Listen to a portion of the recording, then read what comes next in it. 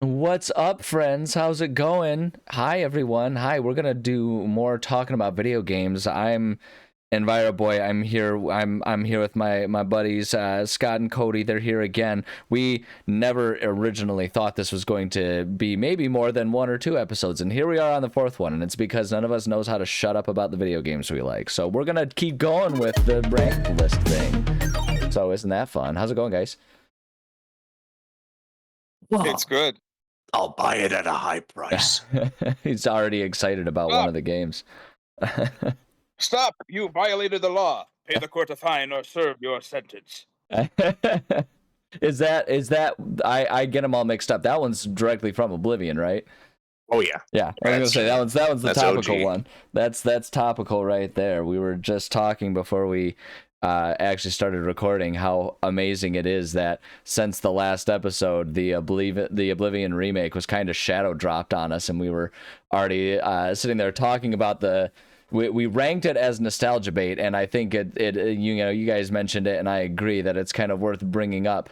That we have it there. It's so perfect that we put it there because we are excited that it's there. I haven't played it yet, but apparently they had respect enough for the nostalgia that they have not removed some of the most fun glitches. The zaniness, the wackiness, all intact. It's like they brought up all the high res textures, but still managed to make the characters look goofy as hell. I mean, it's perfect. It's perfect. I feel like with the updates they were able to do with it, they had all the chances to remove those glitches and to remove the wackiness, but I mean, easily could have knocked the dents out of it. But nah, they kept them. And they kept those sharp edges right on the square. They didn't grind them down. That's and so I'm happy for it. I'm not even exaggerating. I was recording. I don't even know if by the time I put this episode, because I always just put these episodes on like the next day or two after I recorded them, as long as I remember to. But I've been recording myself playing Elden Ring. And I know I talked about in one of the episodes of it recently while I was recording, I talked about the Oblivion remake. And I said exactly in there, I was like, I know they remade it. And I know it's like a full remake, not just like a quick graphical uptick. But I hope they didn't get rid of the glitches. Literally something I said while recording. So past me is going to be ecstatic. Check it out when you get a chance. You'll enjoy it. Oh, it's so good. It's phenomenal. Right. I've got the couple of names here. I'm ready to draw out the first title when you boys are. Do it. Let's dive into it. All Absolutely. Right. So the first title is Mario Kart Double Dash. Oh, heck yeah, man. This game is so good. I know I put this one in there. Did anyone? I forget. Did any of you guys nominate this one? I nominated it. Yeah, I nominated this one too. I think I had it because I had a first string of nominations and I had to narrow it down. And I think that was one of the ones that unfortunately fell off of the list when I narrowed it down. That's fair. But it was there. It's all the better. It makes for more diversity. I was gonna say I strategically took games off that I knew you guys had on there because it's like, oh, good, we can still talk about it, and so now I can be strategic about my 10. Same. So what is there to say about Mario Kart Double Dash? It always was, always will be the best Mario Kart they ever made, and I will fight people about that one. Well, I actually agree. Mario Karts are great, and we'll see the newest one. But because they're working on the new one for Switch 2, and so never. I guess never say never. Maybe I shouldn't say always will be, but it is still the best Mario Kart they've ever made, and I will die on this hill. I pretty much agree with you. Go ahead. I was gonna say, my complaint about the newer Mario Karts is the same complaint about the newer Pokemon games. You don't have to do any special stuff to unlock the new characters or the special characters. It kind of removes a lot of the fun. I mean, you don't have to grind like crazy in Mario Kart Double Dash or Mario Kart 64 in order to have fun. You can still have a blast with that game. Oh yeah. But if you want to get Petey Piranha, you want to get King Boo, you had to do the courses in certain ways, and you had to challenge yourself. Yeah. They removed a lot of that challenge and fun. Yeah. In the newer games, unfortunately. It's just like the coin-based thing. I was gonna say. Yeah. So the last true game where you have to unlock things. Yeah. I mean, you don't unlock anything anymore. You just buy the one for Switch that has it all with the word deluxe on it, and then you have everything. Yes, you can unlock the carts. And it's a fun game. It's a fun party game, but there's not a lot of challenge to it like there was in the old games. Right, yeah. Like that's the thing. Like I understand the move from a standpoint of trying to make a game that's fun for everyone, accessible to everyone, right? Broaden your audience. So I understand it, but at the same time I hate it. I mean, that was the beautiful thing about Double Dash is it was a perfect party game, casual game, but it also had something there for like, the diehard, get good types. Yeah, like you really did. Like you didn't need those extra characters for it to just be a fun game that you can break out and play. Like I remember, I remember one of the first. Like this is such a college story. But when I was in college, I guess when we were all in college, we were all kind of there at roughly the same time. But at one point, I was at a party with a group of friends. And they decided to play Drunk Mario Kart, and it was Double Dash, even though there had been a new one since then. Like it was like Mario Kart drunk driving was the idea, and it was really funny. And it was hard because I don't drink, so it was kind of hard to participate. But I feel like we made rules where it was like instead of me like getting progressively drunker, I just had to progressively drink more. So it was like I had like a cup of water, and by the end of it, it was like, because like for most people it'd be like you have to finish your beer by the end of like the certain race or something like that. And so like you would just get a fresh one at the beginning of each new race or something like that. Like I forget the exact rules. And for me it was just like at first it was one glass of water. Yeah. And it was like, but then by the end of it I had like 8 glasses of water that I had to chug to like make mine progressively difficult as well. And it was insane. And it was all thanks to Double Dash. It was all thanks to Double Dash that I enjoyed one of my earliest like quintessential college experiences. Beerio Kart. Now Double Dash opened a whole new door for Beerio Kart because since you had, especially if you did the co-op thing where one person drove and one person shot the.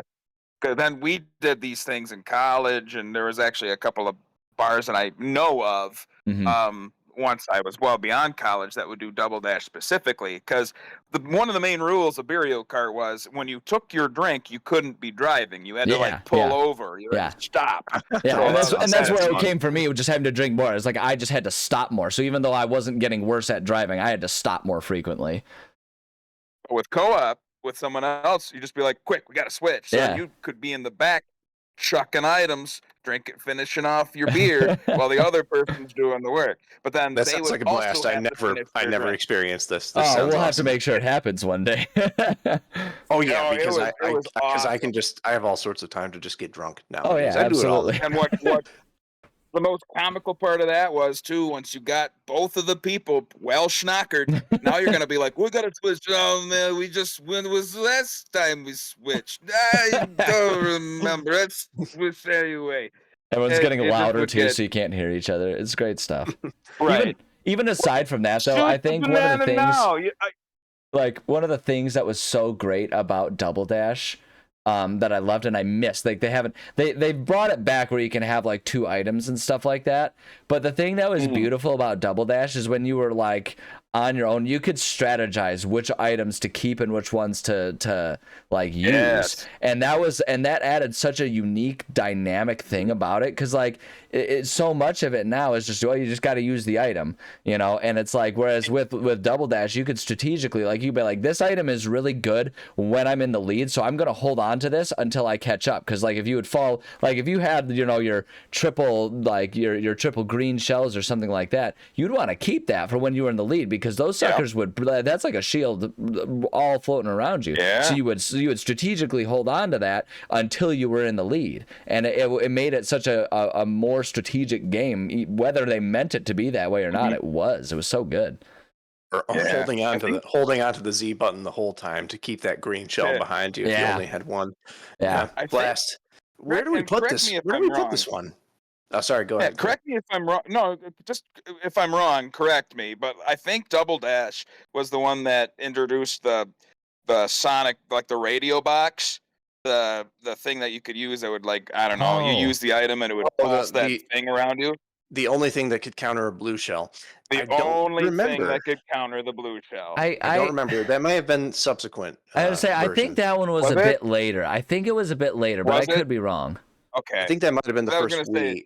I think that might have been the first iteration of the Wii. Yeah. Okay, you're right. I think you're right. Yeah. I'll only give the future. I'll put it that way then. I'll only give the future variations, or the ones that came after Double Dash ones, the 1 point, because they introduced that little item. Mm-hmm. I mean, That's it's kind of true that fun. the blue shells were completely OP, but Yeah. Oh man, it was like the random number generator pretty much, assured that only people in like the Yeah. lowest positions would ever get it, Yeah. so they'd have a chance to take it back a little bit. Right. Well, it's a good racing game. I don't really know where to put this one. I mean, It's I'm tempted to put it in Everyone Must Play because it's just a blast of a game. It's a lot of fun. Mm, Everybody should enjoy this game. I don't yeah, see I was why gonna they. say yeah. just because of the social aspects of it too. Like, I feel like this game was peak couch like party game and stuff Mm. like that you just don't have nowadays, because the emphasis, well, you can still do your couch multiplayer with all the current Mario Kart games and stuff like that. The emphasis is so much on online multiplayer these days, and this was like one of the last ones before that was really a thing. This is a great game to play with like your family Yeah. when if It's you have still, kids someday. honestly, like, I have a Yeah. GameCube. If I can convince people, it's still my preferred go-to Mario Kart game if we're gonna play. Oh yeah, definitely. Did the DS Super Mario Kart come after this? Because I feel like Yeah. Double Dash was one of the main Definitely. entries. Yeah, Double Dash was primary entry after Mario Kart 64. Yeah. So it was the first time we had a Mario Kart that we were unlocking characters, not Yeah. only the 2 characters. So one might be able to argue the whole game changer thing. It did That's true. change the face of Mario Kart, Yeah. which is a big game. It changed a lot, but I mean, it wasn't like Mario 64, which is I think Yeah. that was like the true game See, changer. in this and I'm Super sitting here Mario. thinking, I almost want to put it, and still holds up today, exactly what we're talking about, because like this game is still, true. it's still unique, and because it's a simple Mario Kart game, the graphics aren't really a jarringly old school thing to look True. at. It's not like pulling out the old Tomb Raider and it's like, oh, she's got a couple triangles on her chest. It's real funny. It's like, it still looks good because it's just Mario. It's a little low def, but other than that, it's There's just a lot of Mario. places. This one fits in a lot of Well, places. I should have but, put the I- picture in here like 5 times. I thought of Everyone Must Play, not because it's like a high-minded piece of art. It's just a good time. Yeah. This is not like you must play this game. It'll Yeah. change your life. It's like you should try this game. I You'll feel enjoy like it. we should put it in there exactly because of that, because the rest of them are all like, oh man, this game is like maybe Pokemon a slight exception, but generally speaking, it's all like, oh man, like these games, they're such amazing These are games with like the masterpieces. storytelling and the atmosphere and all that kind of stuff. Whereas with Mario Kart, it's like, dude, just have fun with your friends. Holy crap! Right. Super Smash That Bros. was- effect. That yeah. was my thought, but I'm game to put it anywhere. I don't know. I like that. I think that's a good reason to put it in Everyone Must Play. Yeah.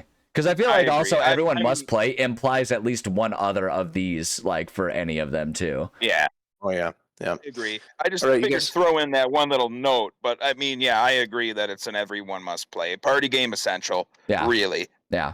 I've got the next title ready if you boys are ready. Oh, I'm so ready. All right. It is Enter the Gungeon. All right. Ooh, I nominated this. Cody's but it's played a this. I good know. nomination. Cody's played this. I don't know if you've played it, Scott. I've played it. It Ooh. didn't click with me when I played it, but I understand Sure. the appeal, and part of me wants to try it again because it's definitely, I'll let you go into more detail, but when I played it, it was one of those games where I was Yes. like, I'm not in the headspace to want this right now. But there are other times, like other roguelikes and stuff like that are the same thing, where it's like sometimes I'll play and I'll be like, you know what, this just isn't scratching the itch, and then like sometimes months or years later I'll go back to the same game and I'll be like, yeah, this is exactly what I want now. So Yeah. I didn't hate it, but it didn't do it for me when I played it. But I get it. So, but I'll let That's you guys fair. get So, into it. I'll explain my love for it initially. Yeah. I'll keep it I'll short. probably agree with you. This is a roguelike, and I'm a pretty big fan of roguelikes. We didn't have it nominated any of them because I just didn't really think of it, but I had to put in Enter the Gungeon. It's just a really charming, well crafted game. Mhm. Like the people who made this Mhm. game have a love for video games, pop culture, and they put so Mhm. much of that love into it. There's for one thing, the gameplay itself is just quite fun. The animations Yeah. are kind of pixelated. There's a lot of goofy animations and stuff. You're basically like this person who's fighting these animated bullets and Yeah. shotgun shells. It's so Yeah. much fun. Now All sorts of variants of shells. it is a tough as nails game. It is tough. I remember that distinctly when I played it. I was like, this game is hard. You will not beat this game the first time that you play it. It's not possible. You'll die a lot. Yeah. But that's kind of part of the fun. Is I mean, that's what a good roguelike is meant to be. Yeah. Now, where the well-crafted portion comes in is there's just endless references. Every new gun that you get, and there's hundreds of them, is a reference to some video game or piece of pop culture. There's a reference to the Cenobites from Hellraiser. There's a reference to Bloodborne. There's a reference to Dark Souls. There's reference to Mario. Yeah. I mean, it's everything. If I was to write down all the video game and pop culture references, Terminator, Ghostbusters. Yep, it's all there. I would run out, and I wouldn't even know half of them. Yeah. Portal, it's all in there. It's just a blast. And also underneath it, you have kind of a shallow, fun story about this dungeon where, this guy went to try and kill his past, and it's your goal to try and kill your past. It's all kind of abstract, and it doesn't have a lot of meaning. It's just a really good time. There's some funny kind of nonsensical lore in it, and me being a lore hound, I got into it a little bit, but it's just sense. Silliness. I don't even know where to put this one. If I was to have to put it down somewhere, I could argue game changer still holds up today, or maybe personal favorite. It's probably not a game changer because there's a lot of other bullet hell roguelikes that are similar to it. Like Nuclear Throne is often compared to it, and I think Nuclear Throne came first. I haven't really played that one, so I couldn't say. See, the only reason I'll preface that I love Enter the Gungeon. I'm not sure about Game Changer, because I was trying to scratch the Binding of Isaac itch. After I found the Binding of Isaac, that is a amazing roguelike in its own right. Yeah, you get past the little piles of poop, the flies, the religious, everything that's tied into it, because there's so much. That's why Nintendo didn't pick it up for a long time, because of what's, the messages behind it. You are killing babies. Binding of Isaac is dark as hell. Man, it is dark. Yes.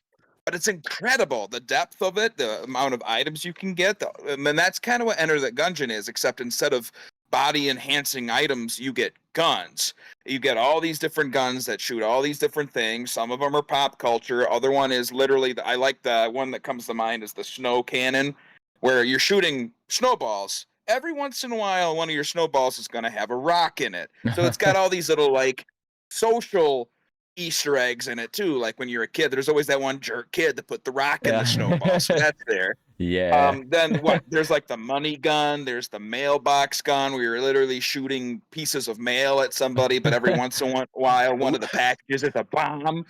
So each one's got its own thing. Man. It's absurd. It's it's great. But there's so much to it. And nostalgia bait, I feel like they wanted it to be something like that too. You know what? Because it does kind of fit well into nostalgia bait, and not in a bad way. It plays with in the a pixels. fun The way. music is like that. When you pick up the photon beam, the photon blaster from Ghostbusters, you're like, oh, that's cool. There's some guns that they got the same sound effects for them. So when you shoot that gun, you hear the photon beam. Okay. Or you hear there's the noisy crickets in there from Men in Black, the little tiny gun that makes you fly backward. That's in there too. So it all makes similar things, the little quotes that they say because of it. And there's a lot of thought, there's a lot of depth and secret places you can find. You make a good argument, Cody. I agree. I think nostalgia bait probably is appropriate. It's like a game that wants to be nostalgia bait. It's got a new format for it, you but are it absolutely wants right. you to scratch it. Yeah. I'm the one who nominated the game, but you made the most compelling argument here. And like I say, I don't have a horse in this race. I don't have much to say on it, so I'll take your guys' word at it. But the way you're describing, I think that sounds about right, that it's there, because it sounds like the thing that's fun about it is because there's so much referential humor that was relevant to the time. It's one of those interesting things where it's to newer people coming in, it might get more and more distant to them, as time passes and more people pick it up, depending on how into past culture references they are. So it's it might become more and more that way, exactly because as we continue to age and go back to the game, we'll remember the references that were relevant to us at the time when the game came out and we were super involved in the game, and then as more and more people pick it up, it will mean less and less to them. Well, there's Yeah. a sequel. There's a sequel coming out now. It was one of the Yeah. it'll be one of the launch titles for the Switch 2, I think. Oh, is it really? Wow. Yeah. Yep. Good for Oh them. yeah. All right. Yeah. Well, I'm ready for the next one if you guys are. Heck yeah. Okay. Sorry. Next one is Resident Evil 4.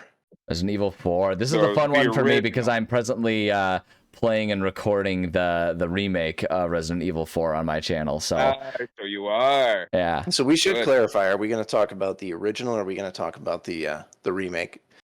I guess we can talk about both. I would say we can kind of talk feel about like both it- at the same time, kind of like, you know, discussing the Oblivion remake at the same time. Yes, certainly. That's- And the the Dead story's, Space one. That's why I feel like we talked about RE4, but it was the Dead Space and then me throwing in the remake junk. Yeah. But I don't mean, remember like, who nominated this one. and like, what's interesting about it is the fact that they like remade it as intensely as they did, kind of speaks to everything we would talk about with the original. So it's yeah. like in talking about the original, kind of inherently is talking about the remake in a lot of ways.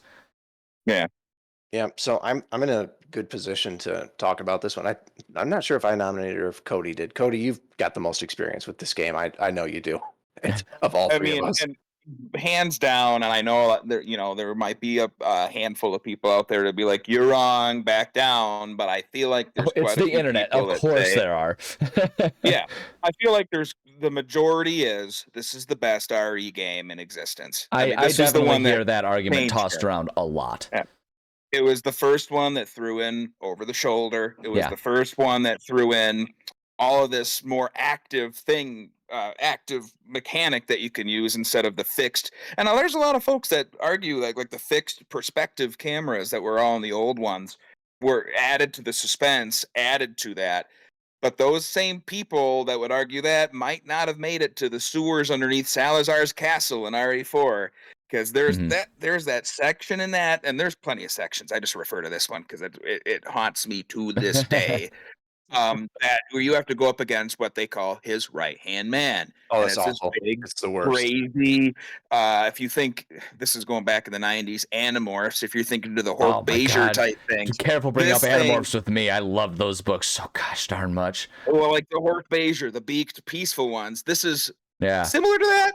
Not peaceful. This thing is like the thing that you have to go up against is intense. It is stronger. It is faster than you. It kind of makes you feel like you're going up against a xenomorph. Yeah. But that was just one segment.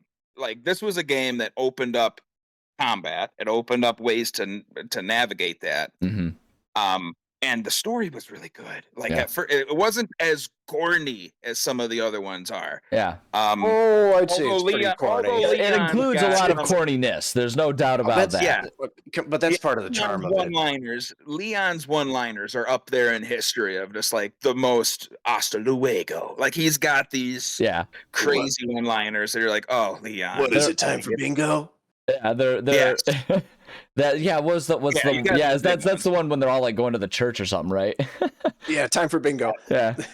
So Which- I good. can't remember if that's It's from the remake. remake or if it's No, or if from it's the in original. both. He says it in both. Yeah. I love that they include it in the remake, and you're playing it now. As soon as he said it, I gave it a silent applause. They had to keep that line. Yeah, it's great. it's this one's an interesting one for me because I actually I have played the original, but I never beat the original, and I remember playing I picked it up probably when I was like, just for me, because it kind of came out right at that age, like for us, where it's like we were like, I don't know about you guys, but I know for me, like it kind of came out right when I was on the cusp of being ready for more intense games like that. Like I was young enough that I hadn't really played actual intense like RPG type games very much, so I was interested in them, but I was not good at them yet.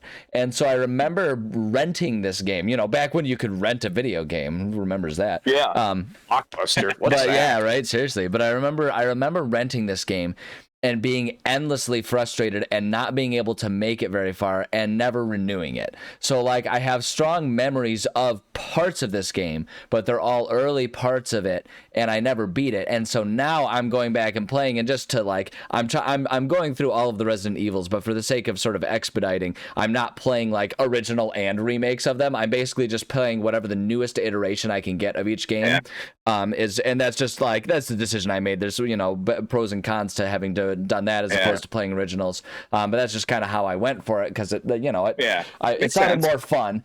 But yeah, so like I don't have a whole lot of experience with the original beyond just like you say, like remembering that was like, for me, it was kind of an eye-opening experience of like, oh, games could be like hard. Like there's like, oh, this Mario level's kind of hard, but I'll practice and I'll get it. And then there's like, this game wants me to lose. Like I remember that being kind of an eye-opening thing. It's kind of like when the first time you sit down and play a Dark Souls game or something, you're like, oh, this game hates me. This game has disdain for me as the player.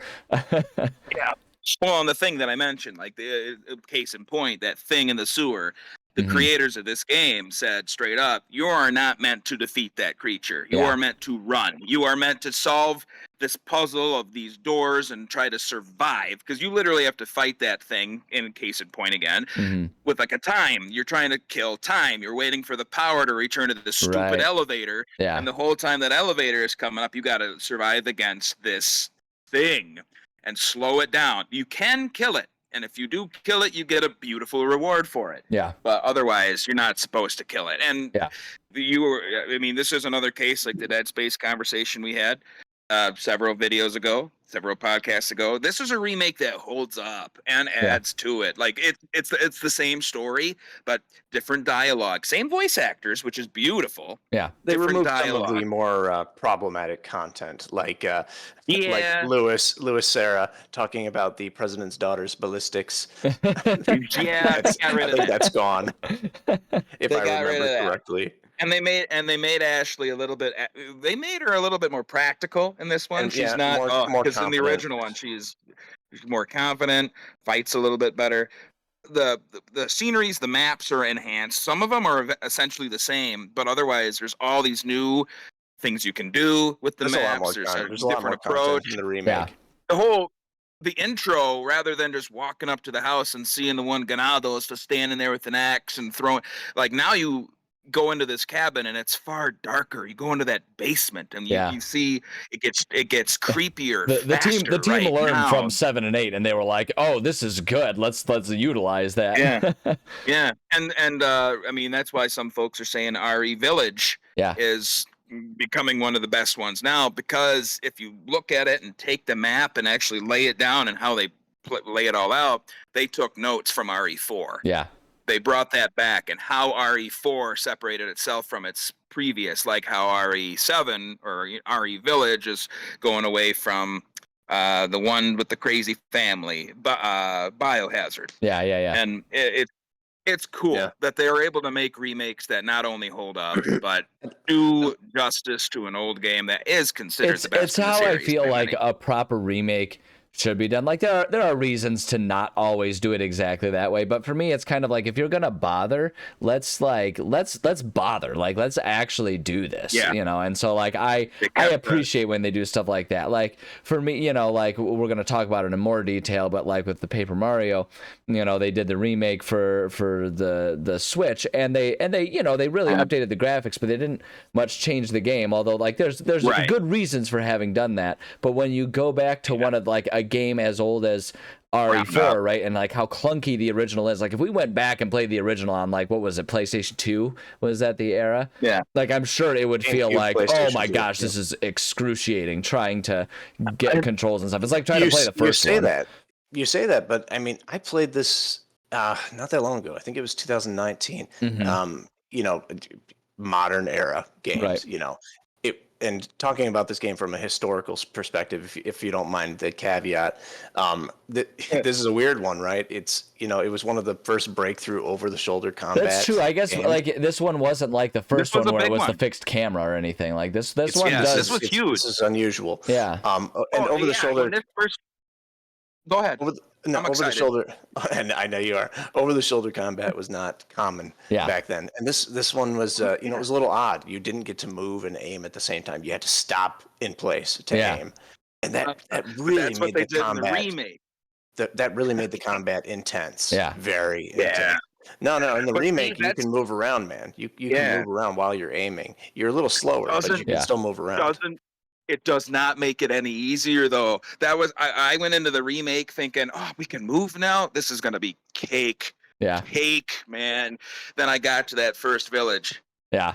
with Well, the guy they and upped thing the and burn. they upped the intensity I don't of the think- enemies, I think. Yeah.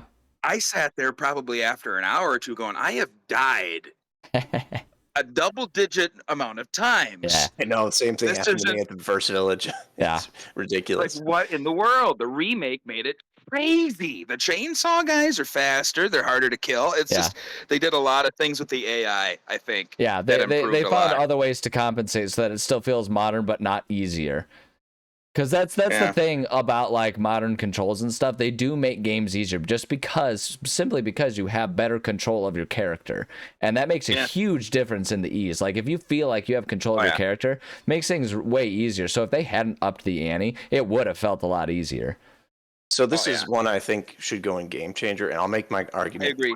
I'll make my argument quickly. Mhm. This completely changed the Resident Evil series. Yeah. It went from exclusively like this kind of weird horror game, with the fixed camera, to a proper action horror game. Yeah. But it's still retained. It's still retained. It's horror origin. It's a perfect mix of the two. I'm talking about the original, of course. Now Yeah.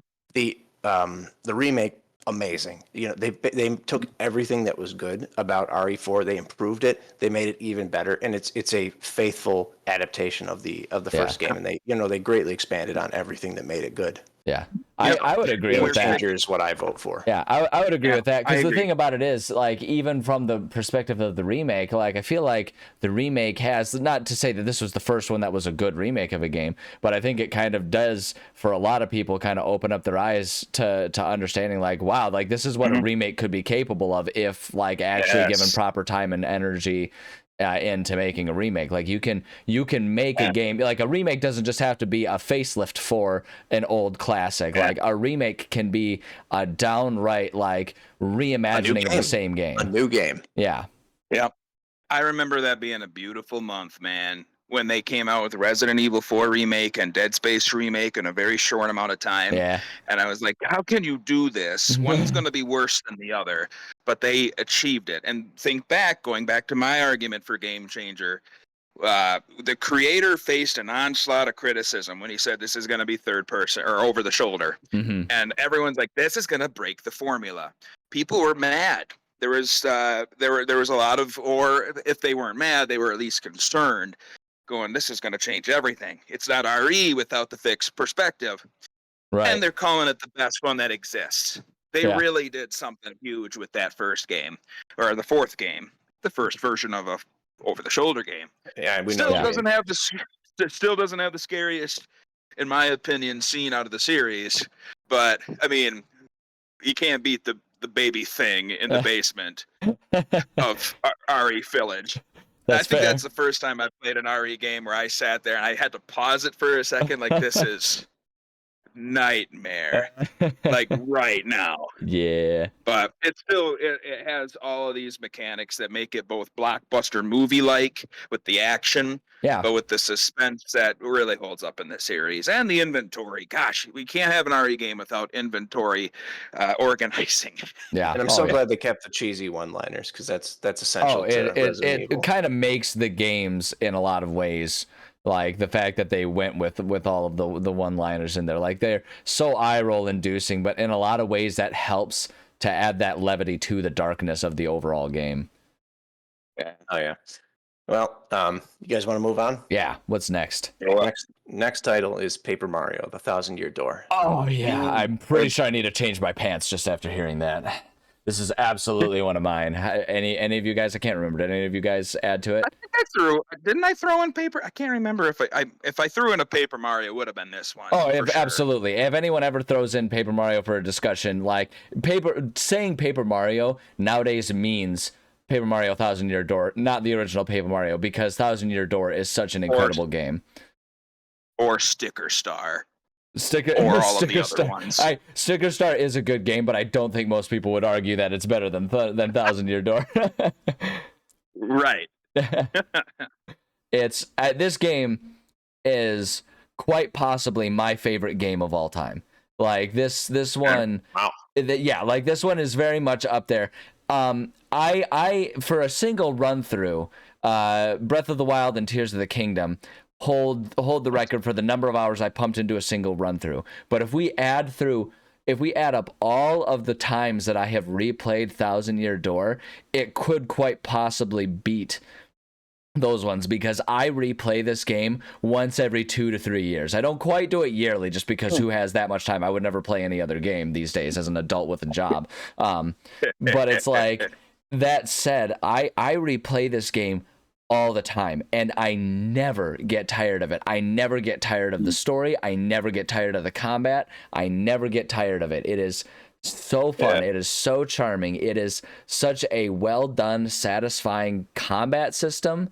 And you could bring up any part of this game and I'll tell you why it's perfect. I love this game so much. You guys will have to remind me, because I haven't actually played this, but this is essentially like a hardcore RPG with like some real-time elements, right? Yeah. I just want to say Admiral Bobbery. Oh man, Admiral Bobbery, what a guy. Wow, that's like the first time in a Paper Mario game where things got kind of emotional. I know, it was a little dark, like talking about his story when you're reading that letter and everything. Like, I remember first time reading that, I was like younger, but reading that, I was like, this is really sad. Why are they doing this? Yeah, between that and Dupless and the whole involvement of you trying to get your identity back. Yeah. But I agree with you. Because every time I go back and play this, because it's been a while. Thank goodness they made the remake, because otherwise I haven't had access to a GameCube. Oh, I dust off my GameCube, but now I don't have to because they have the Switch. But the thing is I probably still will play it on my GameCube for the nostalgia of it. The Switch just means that I can take it with me. Like, I've got a vacation coming up with Emily this summer where we're going up north, and for the most part, we're in the cabin. My intention isn't to sit around and be a recluse, but I may sit there, and just for the sake of it being as enjoyable and relaxing of a time as possible, I may bring this game with me and try to beat Paper Mario while I'm up there in the cabin, just sitting there, because we got this nice cabin that's going to have its own little screened-in porch just for the two of us there, and so there's a very good chance I will spend many a morning/evening just sitting there playing Paper Mario while I look out at the lake. Morning, sipping coffee and watching the it's gonna be amazing. But yeah, no, like they made the remake, and I was so stoked about it, and it was one of those. So we're talking about how great the remake is for Resident Evil 4 because of how much they built on it. With the Paper Mario remake, they really didn't do much except for upping the graphics. But in this scenario, I honestly have no issue with that, because I don't even know what they would do to improve the game. Like, I agree. Like, I don't think there's, like, the only thing they could really do is if there are any sort of like grindy elements, it's like you could find some ways to tweak that to make it a little less grindy. But honestly, the flip side of it is that's kind of what makes it fun. It gives me a reason to keep playing the game longer. So it's kind of like what we talked about with Pokemon, where they took away a lot of the grindy elements, but that kind of took away a certain aspect of what made Pokemon. So it's like they without removing that, they left a lot of the spirit of what the game is, and it just, oh my gosh, I could sit here and I could go on like this for hours and hours. I love this game so much. And it's definitely not a complaint. Like, I think the only thing they tweaked about it was some of the dialogue. Like, here and there, they changed it up a little bit. It's still exactly. Oh yeah, that was one of the things that I actually loved that Nintendo did. So one of the things, this is fun deep lore trivia. But in with what's the character, the siren that joins you? What's her name? Vivian. So in the original Japanese, it's much more clear that, like, I don't remember the exact nature of it, because there's, with Japanese, translating from Japanese to American English, or just English, or any other language really, the concept of gender gets complicated, because my understanding, and I may be very culturally insensitive here, I'm not trying to be, I'm trying to understand what I've understood before, but the concept of gender is much more loose and fluid within Japanese language and culture. And so because of that, it's a direct translation makes it more complicated for Vivian, and in the original they kind of, like, churched it up a little bit by having Vivian just be a straight up girl. But in this remake, they made it much more clear that like there's sort of that ambiguity that if I'm interpreting things properly, makes it much more clear that Vivian is more of a trans character. And I love that they did that. Like I love that Nintendo was like, you know what, screw it, let's dive in and let this be a thing. This is a modern world. We can have this discussion. And like, especially the world, not to dive into, current geopolitics or anything like that, but in the world we're in right now, I love that there's an aspect of, examples of things that are like, no, you know what, we are willing to push the envelope and have this discussion, because I like to just try and put it all in an envelope. I think it's ridiculous that we're still having this conversation about things like this, because we have so much bigger issues than to care about who other people are and how they choose to live their lives and like how they want to live their lives. Let people be who they want to be. And so I love that they did that. And that was one of the small changes that they made with the remake, and I love that they did that. Like I love that they were willing to say like, no, this was originally what we wanted to create with this art. This is who we wanted this character to be. Let's be open and honest about that. And I think that's a great thing. You would think, just from if you were just walking into this conversation now in the middle of what you were saying there, and be like, oh, we got to be talking about like The Last of Us Part 2 or something like that. I was just thinking about The Last of Us Part 2. Nintendo was doing this all the way back Mario. in like 2002. This is Paper Mario that they're able to do this and succeed doing that. Yeah. And it's really neat. And I mean, my big thing too is how we're mentioning how this is a harder RPG. What I have found a big difference in, and this is going away from anything truly deep except for mechanics, so it's not as good. But when I first played the first version, I remember playing the first one so many times, N64, just straight up Paper Mario, that to the degree is, unless you're really bad at RPGs, number one, Paper Mario is pretty straightforward. You like all of the battles, especially some of the big the boss battles, they're kind of linear. They're played out already. Yeah. They kind of have a script to them. You get to a point, dialogue happens, the person gets weaker, the person gets stronger, something happens, it's over. Right. But Thousand Year Door, every single time you play it, even if you have the same badges, unless you're real good on the quick time actions, like it's a tougher one. Yeah. It's not as easy to just go from point A to B, Yeah. even though you're still kind of doing that in the story. It's a lot more technical. Yeah, like So it does through the use of quick-time badges and actions. stuff. It does a really good job of making it so that anyone can find a way to get through them, regardless of your skill. But the more you actually try to learn the game, learn the mechanics, like you say, get those quick times going, like figure out what badges stack well. Like you can, it really does reward that, and like you can make it like an easier experience. It can be a funnier experience with some of the badges that just make goofy things happen.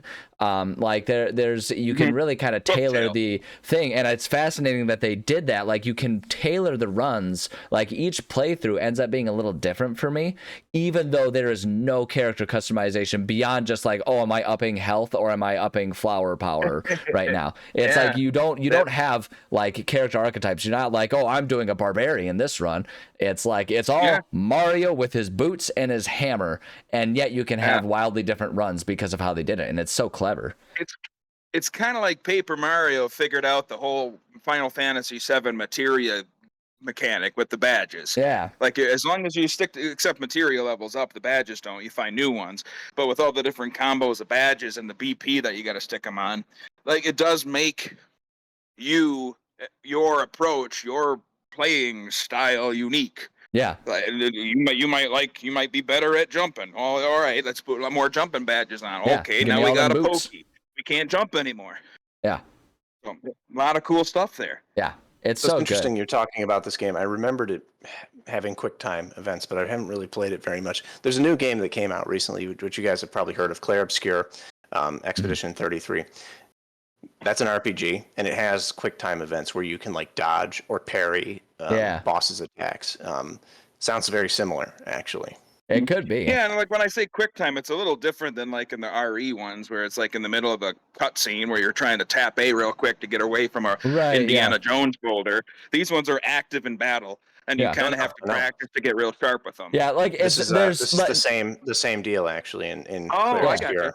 Yeah, it's like it's not to say that the games are anything alike, but the way the mechanics are structured. Well, like and like the one that I'm going to bring up, like it's not to say that the games are any the game that I'm going to bring up is anything the same way, but it's similar to how with Dark Souls you're rewarded for learning what the other bosses do and figuring out the timing for a block or a dodge or something like that. It's the same concept. It's, I mean, wildly different application in game style, but the principle is there, where it's like if you learn when the timing is like, oh, right as they're about to land their hammer on your head, if you press, you know, the block button, you can get your you can either get your dodge in, or like your guard in, or you can even like counter attack them with it depending on the scenario. Yeah, I still haven't figured out, even after all these years, the perfect parry. I could do it every once in a while, but it's like, whoops, I meant to hit A.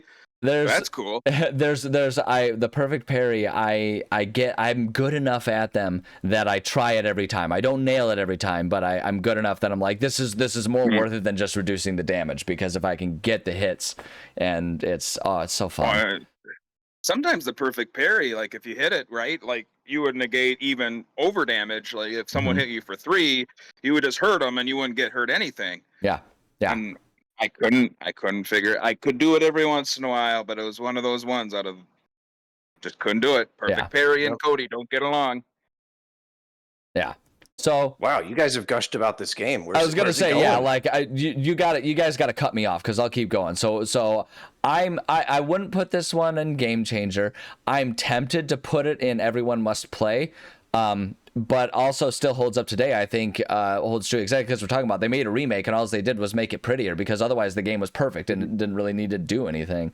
So it's also a stylized, like it's supposed to look like paper. It's timeless. I was gonna say, that's one thing we didn't even mention was how Paper Mario the 1,000-Year Door actually gave you paper things to do, as opposed to the first one. You really the powers like it's thematically right on point. Is so good. You could be a paper airplane. Another one, every once in a while, your guy would like fall from the heavens slowly because he's a piece of paper. Yeah. But in this, you get to do the roll up thing, and I'll go off on that. A paper boat sometimes. So good. Yes. So I don't know, like I guess I would most likely actually put it on still holds up today. I think it goes without saying that everyone must play this, I would say. But the flip side of it is, like, as much as I love this game, I do get it if a slow-paced story type game isn't your thing. Like I do get that. I mean, that hasn't stopped us from putting like The Last of Us or anything up in there. So like I think we said it a few times.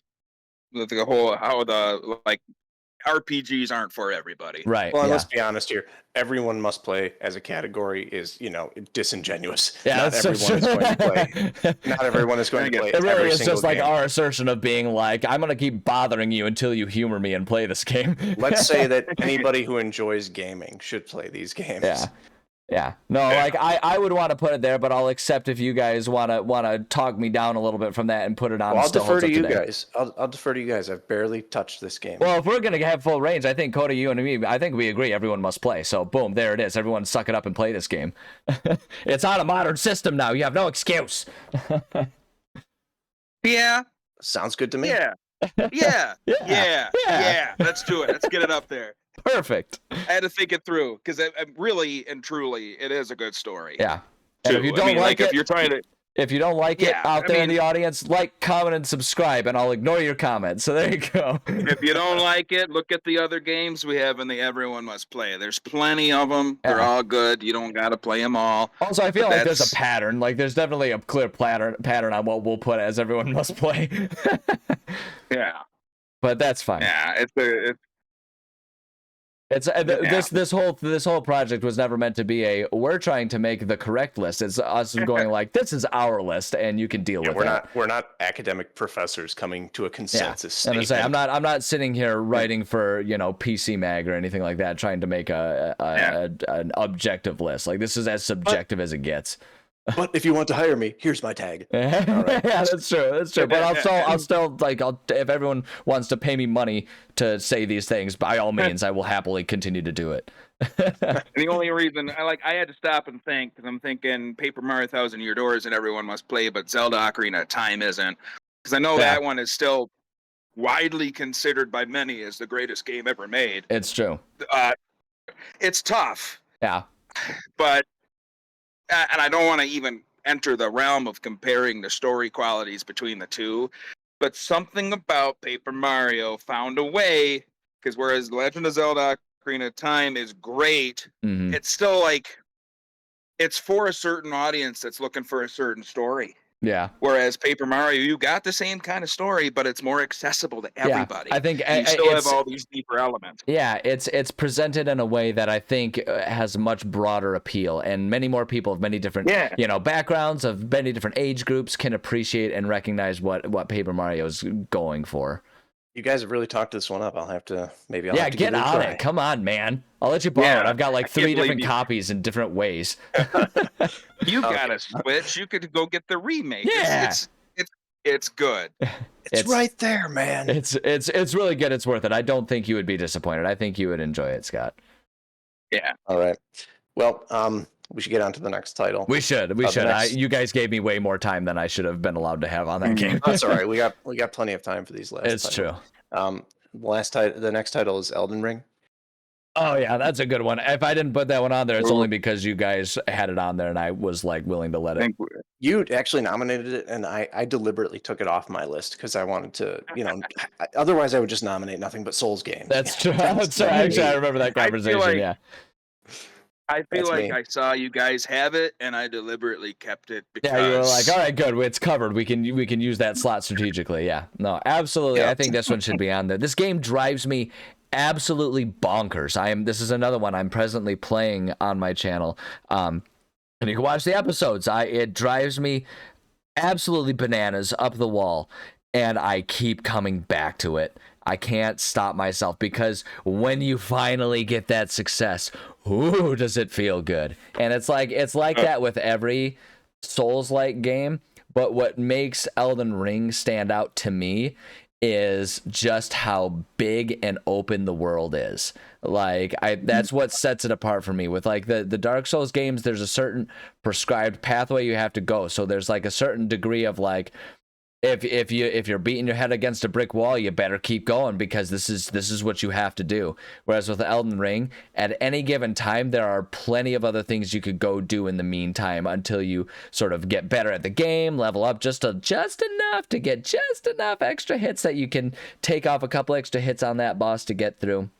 And for me, that's what tips Elden Ring over the edge from other Souls-like games, which I do enjoy. But Elden Ring is easily my favorite of all of those FromSoft games. This is the exact argument I was going to make. Yeah. Of all of the modern FromSoft games, I'm not talking about Kingsfield or anything like that, because I don't think there's anybody who's actually played those games. I don't believe that they exist. But of all the modern FromSoft games, Elden Ring is the most accessible to a more general audience. Yeah. It's also just probably the best game that they've made. Oh, there's plenty of people that would probably argue, because of the reasons that make it accessible, they're like, oh, they diluted what it means to be like a Souls-like game. Purists. There are purists who say that it is, and they're entitled to their opinions. And the beautiful thing about opinions is it's okay to be wrong with them. So, boom, got him. Opinions are like buttholes. Everybody has one, and they all stink. I'll be honest. I mean, when it first came out, I didn't play it yet. Obviously, I only started playing it because if Scott could have helped it, he would have shoved an IV into my arm that would have had nothing but Elden Ring going straight into my bloodstream for months on end of not only the game but the lore. And I appreciate that now. When it first was released, I had that little thing rise up. I just teetered on it. I never went in the dark direction of that, saying it's watered down. But I'm like, it kind of feels, just by looking at it, it looks like I'm looking at Dark Souls.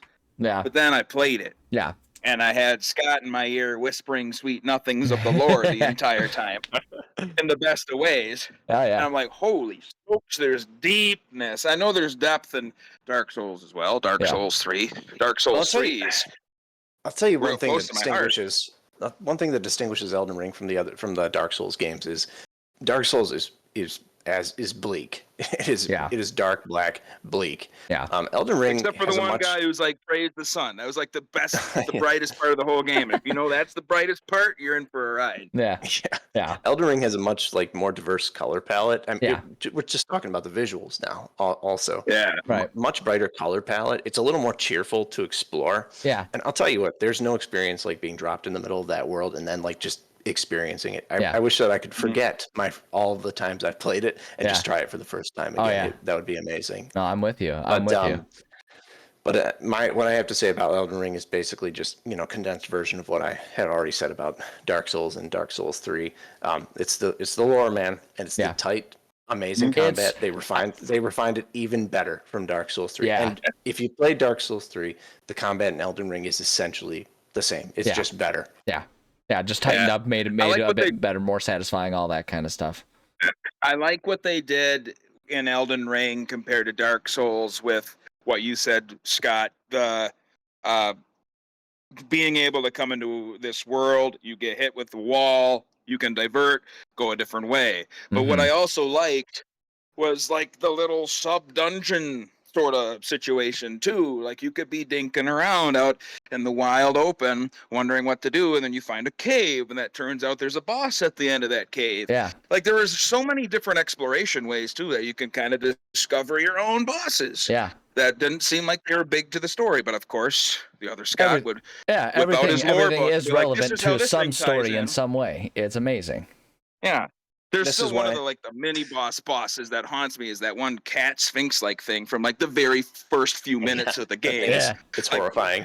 That still is in my head. But they just did a really good job of they did a really good job of branching out so that the big giant bosses weren't the only big giant bosses. Yeah. You can go find more, and if you think you found it all, you're probably wrong. Yeah. Yep. And if you think that the big first boss is too tough for you, you can piss off and just go explore most of the map. Yeah. There's only a very small portion of the map that is not available to you at the very beginning of the game. Yeah. Now with that being said, Souls-like games are always going to be inaccessible to a certain audience. Yeah. But with that being said, Elden Ring is the most accessible of all of them. Even to more casual gamers, I feel like they could still enjoy this game. They may not beat it, but they could still enjoy it and get an interesting experience out of it. Yeah. No, I agree completely. And one of the things that I like about how big the world is too is like you really can, because of how big it is and because of all the different pathways you can take, each time you play the game can be different. So like I've beaten the game before just on my own, just having fun playing it. And I'm very intentionally playing it very differently with a very different type of character on my stream because I didn't want to turn it into just like me going through the motions.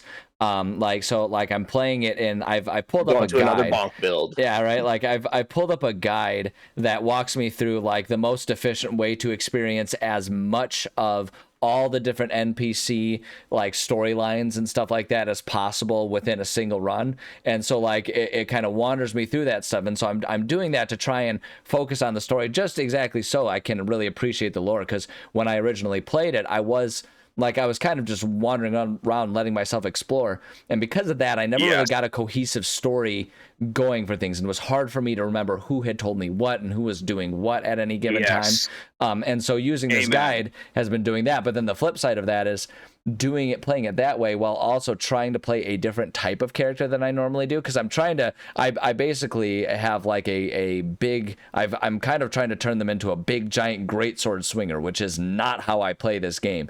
And it is by doing that along with following a specific path to try and do storylines rather than just like doing the types of grinding and bosses that I feel like I'm ready for and can handle.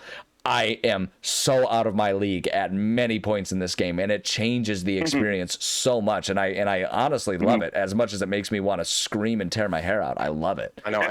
I tried being out of my element recently and did a dagger and parry with shield build, which is very different from what I usually do. I usually just pick up the biggest. I was gonna say you usually do what I'm doing right now with like the greatsword and find like the biggest like soul caliber sword you can and go for it.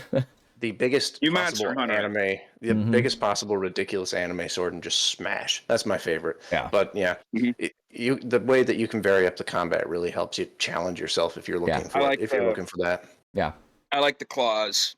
Scott, no, I like the claws. The sub ability is the phase step thing, the shadow step. Yeah. Oh, they're very unique. They're very unique, and they actually added to those in the DLC. There's beast claws now, which have even Uh, further different move See, sets. and that's kind of I more used to be typically I used my to be a type of. greatsword guy, but when those claws came out, I'm Wolverine, baby. Yeah, It's fun. that was more my instinct. It was to be like use those claws, dual wield type things, and be like a dodge, death by 1,000 cuts type of character. That's my instinct. And so playing the greatsword when you don't have time to swing even once in between your enemies half the time, like that's Yeah. a tough you one have for to me. be.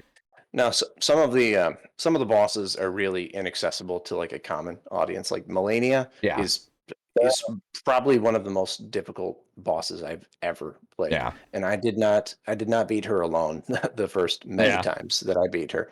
I only beat her solo like over a year later, yeah. and it took hours. Yeah. It was, I was gonna say it was I'm ridiculous. a You're like little that worried one about what's gonna lunatic that goes happen into that armor. for my channel when I'm playing that game. I'm a little worried about what's gonna happen when I come to that one because I'm largely just doing it on my own because the times that I record are so wonky. It's so hard to like even think about having anyone join me, and so I might have to call in just like randos to come help me with that one.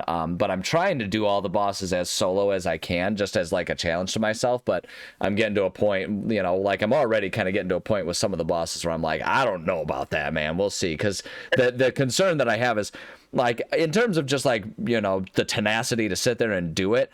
I will fight the same boss for months if that's what it takes.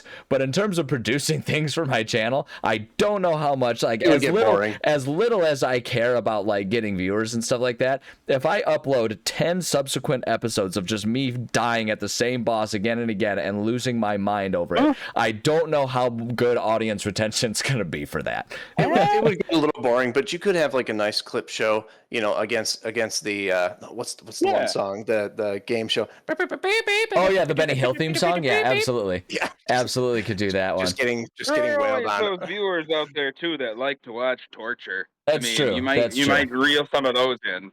I'm considering for those types of things, like when I come up to a boss like that, find a weekend when I have a couple hours and do like a special episode of just me for like a couple hours, and like I'll upload all of the hours and then I'll just like clip out the last final success and have that be like the numbered episode, and the rest of it is just like Elden Ring suffering part 1. Failed run number 103. And just do that so people who like it can enjoy it, and then everyone else can be like, yeah. I'm gonna skip that one. Get out So this one's difficult to categorize, but if we're going to put a Souls game somewhere on the list, this is the one. This is the one Souls game everybody should try. Yeah. Bloodborne is very tough, and it's not easily accessible. You have to bang your head against the wall. Sekiro's the same way. Yeah. Combat's really different, but once the combat clicks, you just get it. Yeah. You just get it. But it has a very, very high skill barrier. Right. I guess we can say to the everyone must play category. It is everyone must play, not everyone must win or everyone must be good at. Yeah, even if you only play for 10 minutes just to know. Play. Like, everyone should just know. Like, you should know. It'll make everyone appreciate just how much more accessible and easy every other game they've ever played is. Yeah. I don't know. Part of me almost wants to say game changer for it, just because, like, this game took the Souls formula and then added one of the most satisfying open worlds. And it's such a massive game that it's like, I'm kind of like, man, I don't know if anyone thought that they could successfully pull off a game this big, this challenging, and make it as accessible for as many people as it is, even if it's not accessible to everyone. Yeah. That's a good argument too. And it could go in either one. Like, not Elden Ring like.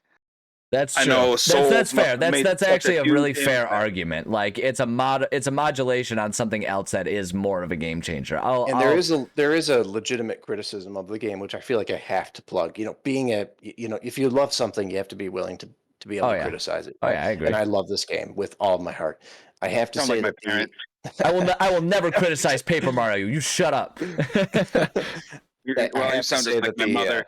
I have to say that the latter third of the game is a little bit dry. They probably could have trimmed it up just a little bit. Like the Mountaintop of Giants is not very interesting. It's mostly just barren. That's fair. It's kind of boring up there, if we're being completely honest. They could have trimmed that up a little bit and made it a little more streamlined. I think it would have been like basically perfect. And we didn't even talk about the DLC. Maya remembered it.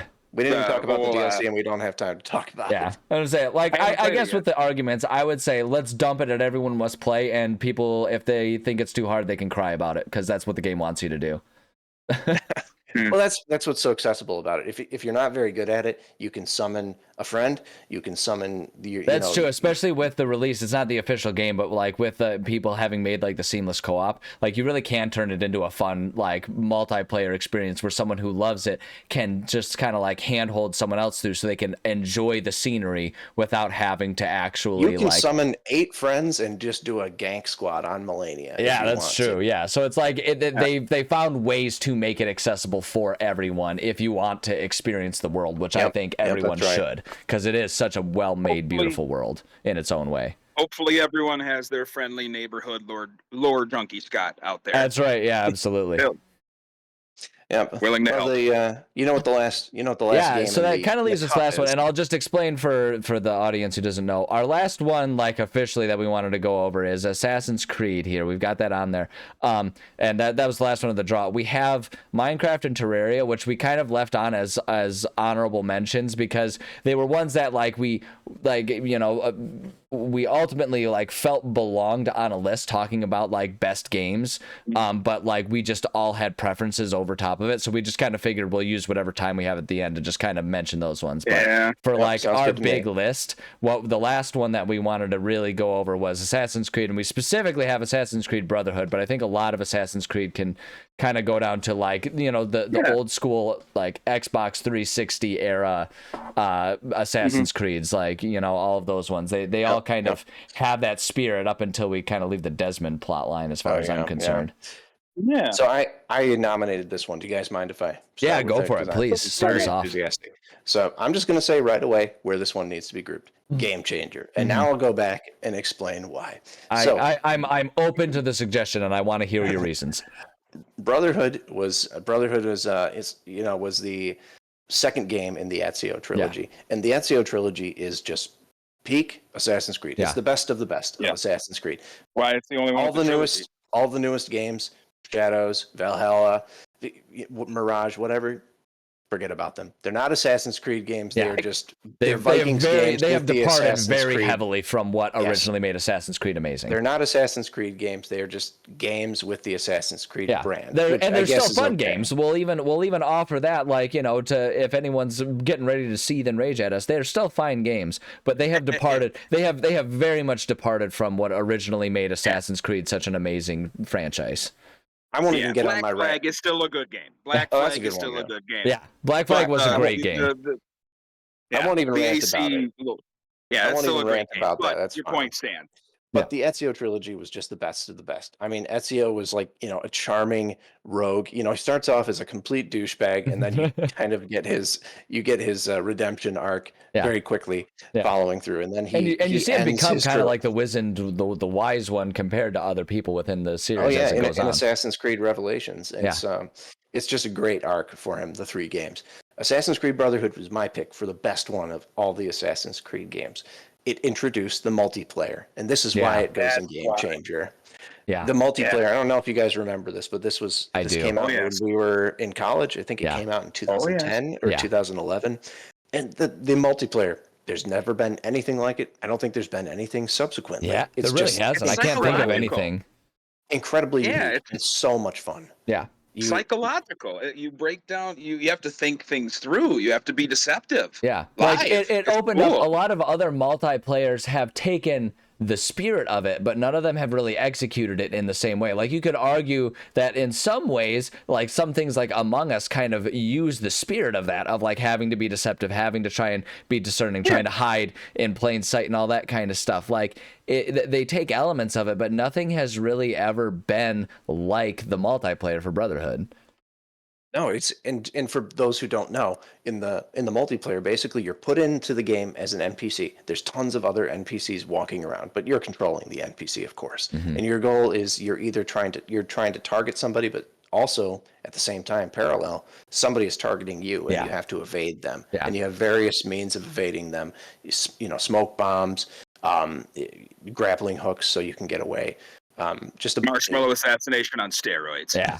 Yeah. And it's like you say, the thing that's fascinating about it is you have your target and you're someone else's target. And there's kind of like this big daisy chain of everyone targeting everyone. And so it kind of becomes this race of trying to get your target first. But if you're too brash about it, you make yourself an easy target for the person who has you. So you have to figure out that balance, what works for you. And some people are going to be more brash about it, and other people are going to be much more deceptive about it.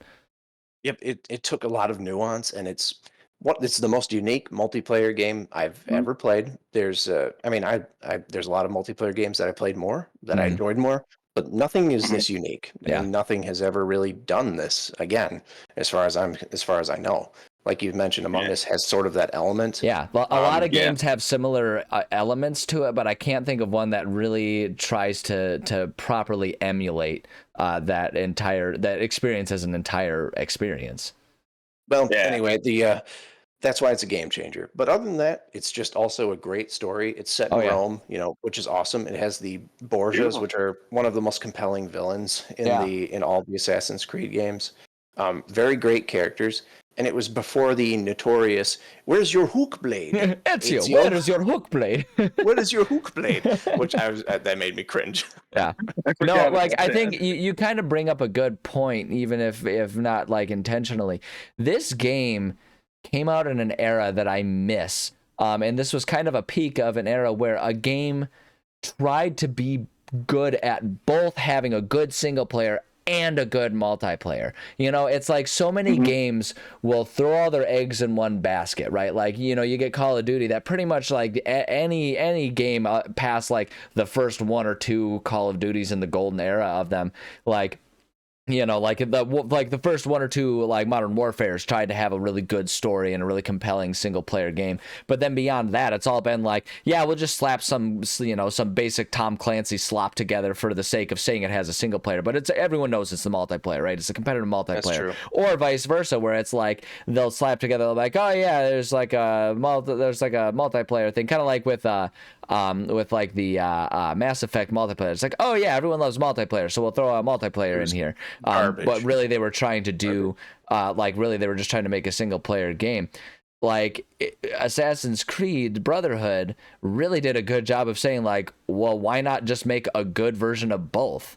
Like, why not have a really good single player game and then actually thoughtfully have a properly tied in multiplayer that compels people to want to play? It's like, why not do both? It wasn't difficult for them to do either, because the concept is incredibly simple. Yeah. But it's just perfect. It just works. So it's so I think for that reason too, I actually am tempted to agree that we can put it in Game Changer. The only sad part about it is it should have changed the game more than it did, and it's mostly because people didn't take enough proper notes. I agree. I agree with that 100%. That's why I'm being kind of quiet. You guys are kind of hitting all the good points here. Yeah. Making me kind of want to go back and play Assassin's Creed again, the old ones. I wish that we could still play the multiplayer, but I imagine the servers are. Oh yeah, there's no way those. There might be someone somewhere who has kind of like hotwired it together. Like a lot of games do that, but I don't. Like if Brotherhood does, there's not many people clamoring for it, which I think is too bad. I think it doesn't quite get the recognition it deserves for that. Really. I think it's the best one in the Assassin's Creed series in general. The last good game I think was probably Black Flag. Yeah, and then let's admit it was a kind of a slow downhill. They're all games that I feel like I've played many of them, and I'm always like, I enjoy this game, but I don't really feel like I'm playing an Assassin's Creed game. Like for me, it feels kind of like you're playing the Dollar Tree knockoff version of it, where it's like there's something satisfying about this, but it just doesn't really have the same soul that they used to have. I agree. It's a shame. Yeah. Well, anyway, that's it for all of our. That's all of those. Do you guys? So you guys like Terraria and Minecraft are bigger ones for you guys. I have played both of them. Cody that nominated. Yeah, like I've played both of them, and I recognize the sort of value and importance of them as games, because I do think, especially Minecraft, I think Minecraft in its own way could be considered a game changer in and of itself. It just was never one that clicked with me. Yeah, on a social and a video game, just cultural standpoint, even back before the little kids got their hands on it and made it what it is now. I mean, it was a phenomenon. It was a phenomenon. It was a pioneered effort that came from one fella, and it really turned into something really big. I think it demonstrated in a lot of been. ways, like you're saying, and maybe in some ways, Binding of Isaac is kind of the same way, just because of the what was his name, Macmillan, being kind of like the guy that made it. But it demonstrated that you don't have to have a massive AAA team to produce a world phenomenon game. Like, you can make a game. It doesn't have to be complicated. It doesn't have to be in amazing graphics that take 8 million people in a studio. You can have just one dude make a game that continues to be fun for everyone. Yeah, it was. I mean, this was a zeitgeist. It was lightning in a bottle. Yeah. When Minecraft came out, everyone was talking about it, and it was like this underground thing that like slowly came to the surface, and then everyone was talking about it. And the way it's put together, like the things people can do in that game, like people have made working computers within the game. Yeah. It's just using the physics as they're introduced in the game. It is fascinating what they managed to accomplish with just making some blocks. And here's what the most fascinating thing to me about this game. It is so ubiquitous that it made Legos reinvent themselves. They have Minecraft Legos. Legos are just Minecraft. They always have been. They're blocks that make things, and yet somehow Minecraft convinced Legos to redefine themselves as Minecraft. Like, I don't get it. It's so confusing to me, but they did it. They did it. Those crazy sons of bitches, they did it. What I will say, and not to turn on a coin, because I know these are both games that are in the miscellaneous afterburner category.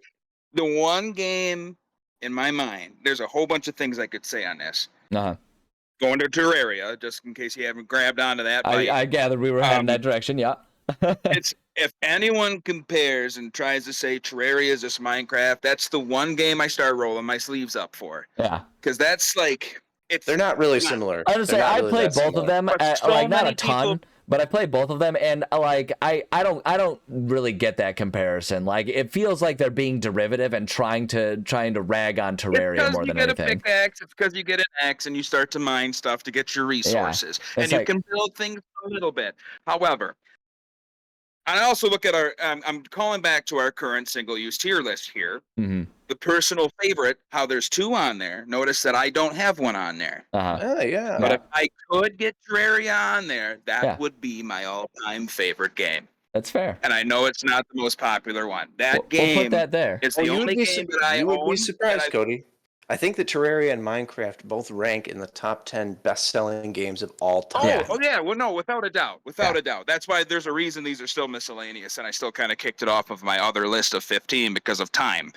But, like, Terraria, it's the only game that I own, and I haven't really gotten to play as much lately just because of my work schedule and other things. Mm-hmm. But it's the only one that I have breached 2,000 hours on, and I'm willing to do 2,000 more. Wow. Like, there's that much in this game. That is impressive. That's an impressive number. So much. And you just got to get past that first hour or so. Yeah. And once you do that, holy smokes, folks, you get a grappling hook, the whole game changes. Yeah. And I remember about 10 years ago, you and I played a lot of multiplayer on this game. It was over 10 years ago, actually. Yeah. It's got Metroidvania, Zelda. It's got all these different little things shoved into one. Castlevania vibes. Metroidvania, again, calling back to that. Totally. You get a lot of these. You got bosses that are incredibly difficult. You got loot crazy, because you're always looking for loot. And you always find it, and you can still craft loot. There's that craft word coming back into the Minecraft thing. Yeah. But you can craft these. You can get guns. You can find NPCs in the world. You can move them into a colony so that you have them all in one place. It's can find remarkably rare complex enemies. for how simple the game looks. Incredibly. No, and you're right though. People who say that it's just a ripoff of Minecraft is completely disingenuous. I would say those are people who are looking for a reason to be mad at Terraria. Like, it's either deliberate or they have never played it. Yeah, I was gonna say, because I haven't played much of both of them, but from what I played from both of them, I was like, I remember when people said like, "Oh, Terraria, it's kind of like Minecraft. You should try it." And I tried it. And I was like, "This is nothing like Minecraft. What are you talking about?" Oh, this is what a stroke must feel like. Like Terraria is far more of a dungeon delver, dungeon crawler with, like he said, Metroidvania elements. Yeah, I It's feel an like if I were adventure. to It's an try both adventure of both of these games again, I would find myself much more into Terraria these days, just because of how much of like a dungeon crawl element it has to it. Minecraft, the hard part for me with Minecraft is I usually need an objective. I'm not much of a just like wander around and make my own objectives in a game. I need a goal. Otherwise, I feel like, what am I wandering around for? What do I want to achieve? You know, like I need some sort of goal. And Minecraft, like, and this is what makes Minecraft beautiful, but it ultimately it's just a little too open for me as It's a sandbox. yeah, and so that's why, like, I get it. I totally get why people love it. But it just doesn't do it for me. And Terraria is more likely to have stuff for me, but again, it is because it is such an open sandboxy type thing. It's hard for me to feel like I'm super into it. There's still goals, dudes. Yeah. And this is going to be big words, and I know that these big words are going to be like, for people out there, the video game internet fans. It's okay. It's okay. Like, kick that anthill, kick that hornet's nest. Let's do this. Terraria was the first Zelda Breath of the Wild. Like, if you think about everything that's in that game, same thing, exact thing. Same exact. You got the sky clouds. That's king. I mean, they were Tears of the Kingdom. You got the dungeon. You got these giant bosses that you can work up to. You can set yourself goals. You can do them in different orders. You can get different items from each one. You can also find bosses again out in the field, fight them again, get different things. Like, there's all these different approaches to all these different categories. You can go fishing, and it matters. It's not just a little side thing on the side. Like, you can work up to get these really rare items and stuff from that are game changers. It's just wild what they were able to do with a 2D. Yeah. That's for me what's impressive about it is it's all side scrolling. Like, they managed to make it that involved as just a side scroller. Like, that's something that I would have never really thought could be achievable until I knew this game existed. So I think there's another game that was basically made by one person. Yeah. Also, I don't remember much of the history of it. They're still updating it now. Yeah. They're still updating it now. So there's so much stuff in there. That's I awesome. still haven't done everything. There was the spiritual successor, Starbound, which frankly I don't think it was as good though. It was. It sucks because it never got to be. Chucklefish got really far, and they made a really critical error. If you look back on all these different things, and they got accused of some stuff. And so Chucklefish left that project before it got to be great. And it's still good, but it has an end. You get to that end, even the post-game stuff where you become a bounty hunter, and that's cool and all, but it's still an end. Yeah. There's not much that you can fight after that. And it's still cool to go to all the other planets, No Man's Sky style. But they got essentially like the spark notes of this because it goes so much deeper. They opened the drawer to have all these people submit their own art. So, and then they kind of used it and didn't credit anybody, allegedly. Gotcha. And that blew up. Yeah. And so Chucklefish was like, you know what? We're going to go do some other projects now. And they did. Yeah. And so Starbound was left in the sky, unfortunately. Well, you just coined a name for my original. You just coined a name for what's going to be my original video game now. Starborn. Thank you, Cody. What did I? Oh, Starborn. I'm just kidding. That could be. Maybe That's a good name. You can correct. What's the one that just came out from Bethesda? I suddenly forget. Oh yeah. Oh yeah. I know what you're talking about. I feel like that's such an indictment of exactly how that game is. The fact that we're like, wait, what was that one called again? Yeah. I still try because it's got cool concepts, but that's a whole other podcast. It really Terraria. Is. If we can go back to that, because Terraria is just so. It was just so. If you haven't tried it and you're just writing it off as a Minecraft knockoff, no, I hate to say it. So try it again with an open mind. Try it again with an open mind, I think, is the message with it. Oh my goodness. Yeah. Yeah, you are wrong. Go back. It's disingenuous. It's disingenuous. Yeah. Cody's one of the least judgmental people that I know, and I will tell you right off, you are wrong until you correct that. Yeah. Like there's so much more to that. Try it. Oh lordy! All Yeah. right, guys. Well, here we are. We're at the end of the list. I gotta get myself going here. But we finally did it. We finally finished the list. I'm content with how we have it. I'm surprised at how many we decided are game changers, but I don't disagree with any of them up there. I think. Look at that! You put Terraria in the personal favorites. I didn't even see that. Yeah, I dumped it in there for you, so we all have a personal favorite in there. Like. I feel like that was fair. And then what we talked about Minecraft being a game changer, I thought that was fair. But yeah, no, this was I had so much fun with this project. I mean, clearly we did. No, We I'm kinda thought this sad was it's going to over. be like I say, like a 1, maybe 2 episode thing, and here we are with like 4 episodes into it. I had a blast talking about games with you guys, and I don't know. I would definitely not be opposed to doing it again. Maybe not as a list tier type thing, but maybe as another one if we come up with categories. But By all means, like this would be fun to do again. I know our Yeah. schedules kind of stink. Oh when my I gosh, say it's our insane. schedules, But, I like, mean mine. yeah, like we should come up with ways to do this again. But for now, I'm going to do a quick sign off here, which means that I'm just going to tell the audience, thank you so much for joining us. We love and appreciate every single one of you always. I always try to leave with like parting words of wisdom. Sometimes they're great, really valuable things like brush your teeth and stuff like that. And other times they're a little less so. But this time what I'm going to say is, just have fun playing games. Games are so fun, and don't be embarrassed about the games you like. Don't feel like you have to like the same things as everyone else. I mean, if people are raving about a game, try it with an open mind, but if it's not for you, that's fine. Just have fun gaming. Games are so fun, and at any given time, people are going to be like, "Oh, games aren't what they used to be." But I disagree with that. I think at any given time, there are amazing games coming out as long as you're paying attention and keeping an open mind about them. So that's what I'll say to everyone else. So just play games and have so much fun with it, and talk with your friends about it. It's fun. I'm having so much fun sitting here talking with my friends about games.